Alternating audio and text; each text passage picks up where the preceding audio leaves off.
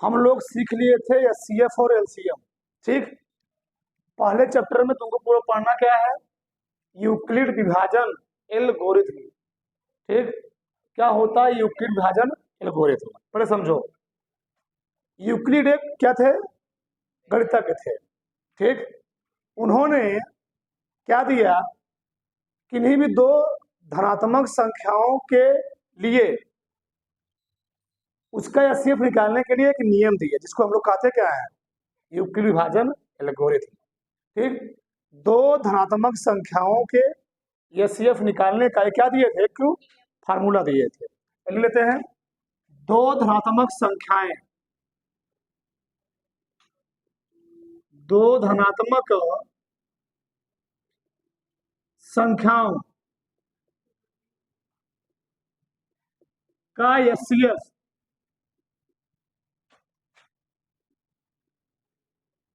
निकालने का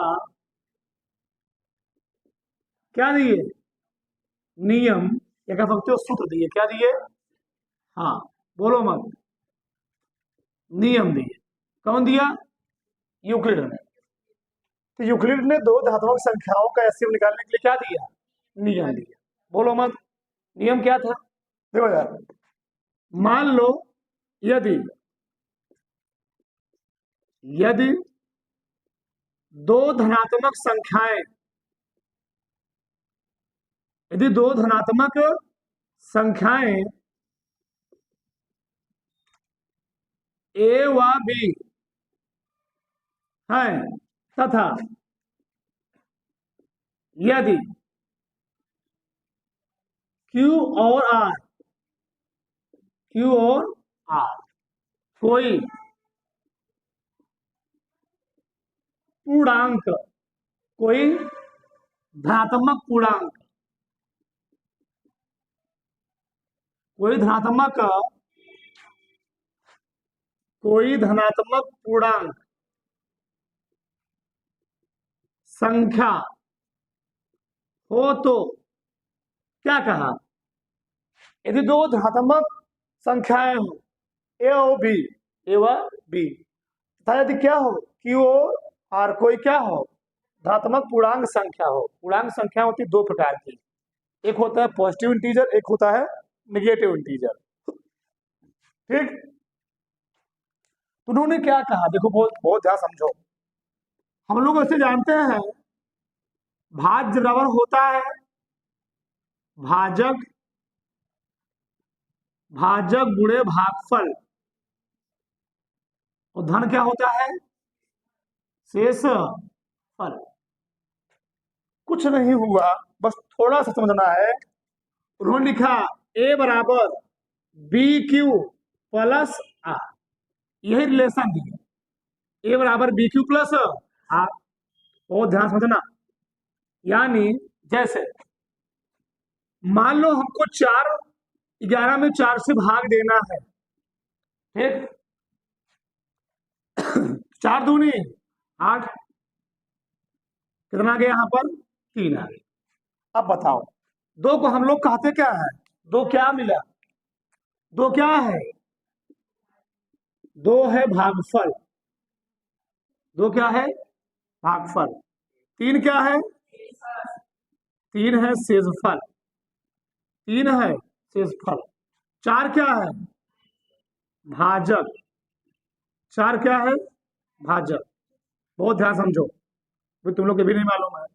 और ये क्या है भाज्य, ये क्या है भाज्य।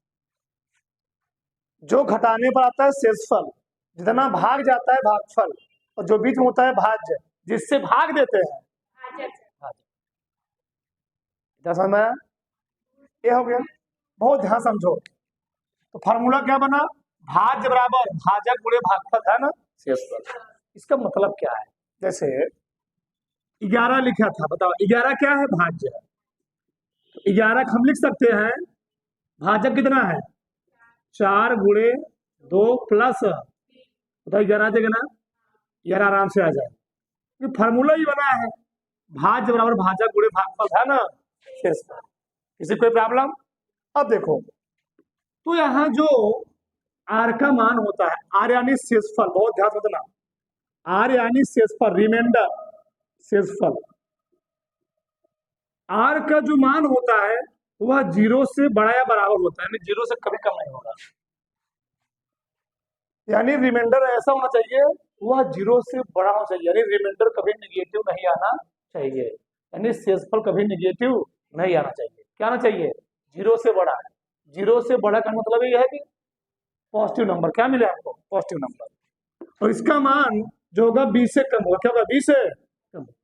अब बी क्या है बता ही दिए ना, बी क्या है? भाज्य। बी क्या है? भाजक। जिससे तुम भाग रहे हो उससे कम होना चाहिए। ये होता है आर का मैटर। अच्छा, ए और बी क्या है? बहुत ध्यान समझना। जैसे मान लो हमने संख्याएं लिया था, बहुत ध्यान समझो, हमने संख्याएं लिया, संख्याएं हमने संख्याएं ली है 4 और 11। क्या लिया? 4 और 11। हमने संख्याएं लिए मान लो 4 और 11। बहुत ध्यान समझना, इस 4 और 11 संख्या में जो सबसे बड़ी नंबर होती, क्या होती है? जो सबसे बड़ी नंबर होती है उस नंबर को, जो सबसे बड़ी नंबर होती है, जो सबसे बड़ी नंबर होगी उसको हम लोग मानते हैं ए। क्या मानेंगे? तो बताओ ए कितना हो गया यहाँ पर? 11। बहुत मैं से बता रहा हूँ, ठीक। और जो सबसे छोटी नंबर होती है उसको क्या मानते हैं हम लोग? वी। दो दो संख्या दी रहेगी और दो संख्याओं के बीच, बोले क्या है? दो तीन संख्या के बीच हम लोग युक्ति विभाजन प्रमेय नहीं लगा सकते हैं। कितनी संख्या होनी चाहिए? केवल और केवल दो ही संख्या के बीच में युक्ति विभाजन प्रमेय लगा सकते हैं, तीन संख्याओं के बीच में नहीं। तो दो संख्याएं रहेंगी, तो दो संख्याओं में जो संख्या सबसे सबसे बड़ी होगी उसको क्या मानेंगे? ए। और जो छोटे उसको क्या मानेंगे? बी। यानी यूक्लिड विभाजन एल्गोरिथम में जो सबसे मेन पॉइंट है, महत्वपूर्ण, यानी विशेष बिंदु, विशेष बिंदु का मतलब ये है इसमें हमेशा ये आपको ध्यान रखना पड़ेगा कि ए इज ग्रेटर देन किससे होगा? हमेशा बी से बड़ा। ए का मान हमेशा क्या होगा? बी से बड़ा। वो आपको लिखना पड़ेगा, यानी दो संख्या दी रहेगी, दो संख्या में जो सबसे बड़ी होगी उसको क्या मानेंगे? ए। और जो उससे छोटे से क्या मानेंगे? बी। यानी ए तुम्हारी हो जाएगी भाज्य। ए क्या हो जाएगी? भाज्य। बहुत ध्यान से ना, ए क्या हो जाएगी? ए हो जाएगी भाज्य। ए हो जाएगी, हम लोग कहेंगे उसको भाज्य। और बी क्या हो जाएगी? बी हो जाएगी भाजक। क्या हो जाएगी? भाजक। इतना समझ में आया ना? कोई दिक्कत? ये सबको समझ में आएगा। और यहाँ पर यूक्लिड ने कहा कि जब हम दो धनात्मक पूर्णांक संख्याओं का एचसीएफ निकाल, तो जब स्टेप मानो चल रहे हैं, स्टेप लेकर चल रहे हैं, तो स्टेप तक हम तब तक हल करेंगे जब तक रिमाइंडर कितना ना जाए, जब तक रिमाइंडर 0 ना जाए तब तक उस चीज को हम लोग क्या करेंगे? उसका हम स्टेप यानी प्रोसेस करते रहेंगे। और जैसे रिमाइंडर 0 आ गया तो जो बी का मान होगा, बहुत ध्यान से देना, जैसे रिमाइंडर 0 आया तो वही बी का मान वही क्या हो जाएगा? HCF हो जाएगा। यानी वही क्या हो जाएगा तुम्हारा? वह हो जाएगा मासा, यानी मौसा। समझ गए ना? तो बी का मान क्या हो जाएगा? जैसे रिमाइंडर 0 हुआ वही बी का मान हुआ। बी यानी क्या? बी यानी भजकवा। बी यानी भजकवा। तो भजकवा क्या हो जाएगा? HCF। इतना समझ में? इतना किसी कोई प्रॉब्लम, किसी कोई दिक्कत? प्रयत्न उतारो, क्या हम बात करते हैं। क्या देखो, अब समझो, यूक्लिड विभाजन एल्गोरिथम में से एक सवाल बोर्ड में 100% देता है, कन्फर्म होता है हर साल।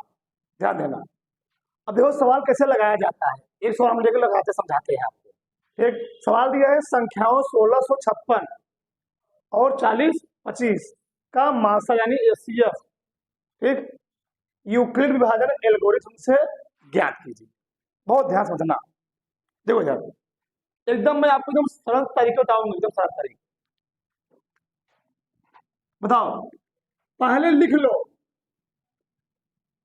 संख्या, बताओ हमें कौन कौन दिया गया है? 1656, 4025, ऐसे इसके लिख लो। सही है? हमने क्या कहा था, जो सबसे बड़ी संख्या उससे क्या मानोगे, ए मानोगे। बताओ तो ए कौन हो जाएगा, ए हो जाएगा 40, 25, इतना जानकारी होगी। बी कितना हो गया, जहां ना आए तुरंत चिल्लाना है, चिल्ला देना है, बोलना है प्यार से, ठीक। कितना होगा, यानी ए हो गया हमारा भाज्य, ये क्या हो गया भाज्य। चलो ये हमारा हो गया भाज्य और बी क्या होता है भाज्य। चलो अब देखो कैसे लगाएं, बताओ किसमें हम किससे भाग देंगे, 40, 25 में 1656 से भाग देंगे। तो बहुत ध्यान समझो, ए है 40, 25, ठीक, किससे भाग देंगे 1656 से, कई भाग जाएगा, 16 दूनी 32, दो बार साथ जाएगा, 2 छंग 12 की 2 हासिल 1, 2 पंच 10 है हासिल 1, 2 छंग 12 1 हासिल 1, 2 ग्राम 2 1 3, कितना आया 7 5 12 जी, नहीं जी 3 आया, यहाँ पर 1 आया, यहाँ पर 7 कट गया। अब देखो 713 ऐसे लिख लेंगे, बहुत सरल तक बता रहा हूँ। अब 713 में 1656 से भाग, 1656, चलो 7 दूनी 14, 2 बार 2 तिहाई 6, 2 का नाम 2 सते 14, 0 आया, 3 आया, 2 आया, ऐसे लिख लो इसको। अब 2 4 30 से कैसे भाग दो 713, कई बार हो जाएगा, 6 बार जाएगा, 2 तिहाई 6, तो 3 शून्य 0, 3 तिहाई 9, 2 तिहाई 6 ना, 3 आया, 9 3 9 2 11। अब अगर 23 किसमें भाग दोगे 200, 30, 10 बार में 23 का नाम 23, अरे नहीं वैसे नहीं नियम होता है, एक कट गया, 0 उतारो 0 बढ़ा दो, सही है। चलो या 23 धाम में 230 कितना आ गया, आपको सिर्फ कितना लाना था 0। अब ध्यान समझेगा, चलो देखो जरा अब कैसे लिखेंगे, चलो देखो जरा अब क्या करेंगे समझो, बहुत ध्यान समझना। अब लिखेंगे, हम लोग जानते हैं भाज्य बराबर क्या होता है, भाजक गुणे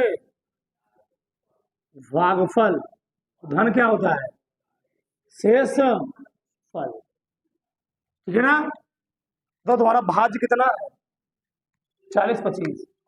अब यहां लिखेंगे चरण फर्स्ट, बोलो मत, यहां लिखेंगे चरण एक, क्या लिखेंगे चरण एक, बहुत ध्यान समझना, चरण एक पहले लिखना है भाज्य, भाज्य कितना है 40 25 बराबर, भाज्य लिखो आगे, भाज्य कितना है, भाज्य कितना है शेषफल कितना है 700, तो कैसे लिखोगे 1656 गुणे 2 और प्लस क्या लिखोगे, एक चरण फर्स्ट होगा, बहुत एकदम लाज होते पढ़ा रहा हूं। अब लिखो चरण 2, क्या लिखो चरण नंबर 2, क्या लिखो बताओ। अब भाज्य, अब भाज्य हो गया 1656, 1656 और क्या लिखोगे भाज्य क्या है 713 गुणे 2 प्लस शेषफल कितना आया चरण 2, चरण 3 में क्या लिखोगे, क्या लिखोगे बताओ, भाज्य कितना हुआ, भाज्य हुआ 713 बराबर क्या लिखोगे 230 गुणे 3, शेषफल कितना आया 23। यह प्रक्रिया तब तक करना है जब तक इधरिया वाला कितना ना जाए 0 नहीं आ जाए, यानी रिमाइंडरवा यानी शेषफलवा कितना ना जाए 0 नहीं आ जाए। तो अब क्या लिखेंगे चरण नंबर 4, ठीक। अब बताओ भाज्य कितना है 230 बराबर क्या लिखोगे भाजक 23 गुणे 10 और प्लस 0। अब बताओ मासा हमने क्या बताया था, भाजक क्या होता है मासा, तो मासा कितना हो गया यही ना 23, यानी इसका मासा हो गया मासा यानी CF हाईएस्ट कॉमन फैक्टर कितना हो गया 23। बताओ किसी कोई प्रॉब्लम? तो ऐसे हम लोग निकालते हैं यूक्लिड विभाजन एल्गोरिथम से या सीएम। ऐसे लिख दो कि एक नंबर तो वहां नहीं कटेगा, रहेगा 5 नंबर का, मिलेगा 1 नंबर बढ़ा के।